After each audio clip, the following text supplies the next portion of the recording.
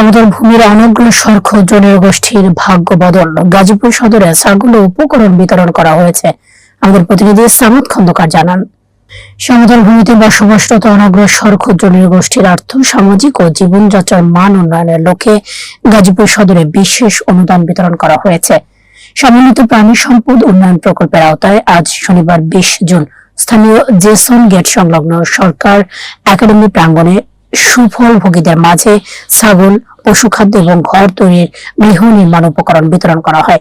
উপজেলা প্রাণী সম্পদ দপ্তর ও ভেটেরিনারি হাসপাতালের আয়োজনে এই অনুষ্ঠান অনুষ্ঠিত হয়। এতে প্রধান অতিথি হিসেবে উপস্থিত ছিলেন গাজীপুর 3 আসনের সংসদ সদস্য অধ্যাপক ডক্টর এস.এম. রফিকুল ইসলাম বাচ্চু।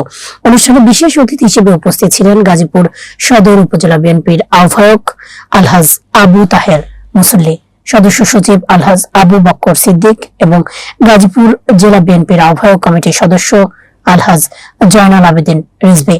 গাজীপুর সদর উপজেলা নির্বাহী অফিসার ইউএনও মোহাম্মদ সাজ্জাদ হোসেনের সভাপতিত্বে অনুষ্ঠানে স্বাগত বক্তব্য রাখেন উপজেলা প্রাণী সম্পদ কর্মকর্তা কৃষিবিদ ডক্টর মোহাম্মদ শাহিন মিয়া। সমগ্র অনুষ্ঠানটি সঞ্চালনা করেন বাংলাদেশ ডেইরি ফার্মার্স অ্যাসোসিয়েশনের গাজীপুর জেলার সাধারণ সম্পাদক মাসুদুল কবির মুনায়েম। অনুষ্ঠানে বক্তারা সরকারের বিভিন্ন উন্নয়নমূলক কর্মকাণ্ড এবং ভবিষ্যৎ পরিকল্পনার কথা তুলে ধরেন। তারা আশাবাদ ব্যক্ত করে বলেন, এই সহায়তার মাধ্যমে অনগ্রসর ক্ষুদ্র নৃগোষ্ঠীর মানুষ স্বাবলম্বী হওয়ার পাশাপাশি দেশের মূল অর্থনৈতিক স্রোতধারায় যুক্ত হতে পারবে।